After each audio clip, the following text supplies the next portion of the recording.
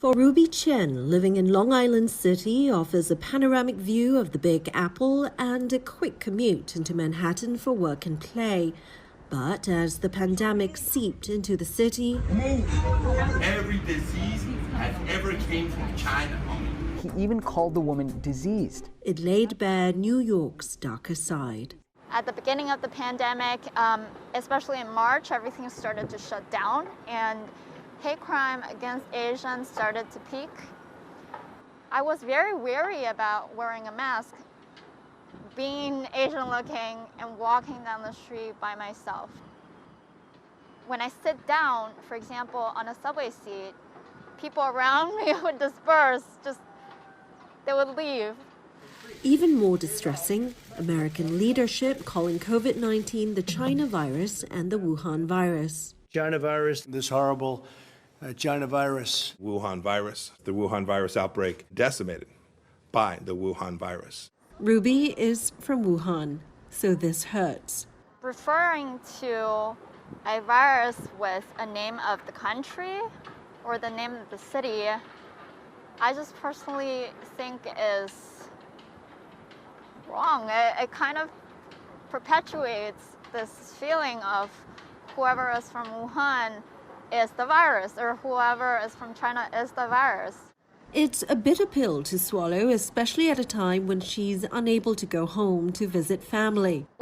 From my immigration lawyer, they're talking about if I want to still work in America or study in America or just simply be here, the best thing I do is to not travel anywhere outside of America. This took a huge toll on me because I'm super close to my family.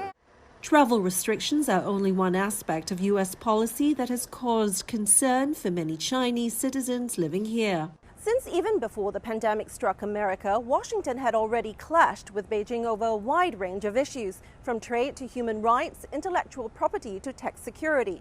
The Trump administration has barred business with Chinese tech giant Huawei and is banning social media apps TikTok and WeChat, cutting off a key means of communication for Chinese citizens in the U.S. 微信到时候万一禁用了，我们怎么办啊？微信到时候要是不能用了，我们用什么聊天啊？ Ruby is now trying to teach her grandparents how to use an alternative Chinese app called Alipay, but worries that app might soon get banned too. With her life upended by the pandemic and faced with an uncertain future, Ruby has left her job in public relations to start her own PR and marketing company. I saw how fragile life is, and I didn't want to miss out on my dream just because I'm waiting for a perfect opportunity.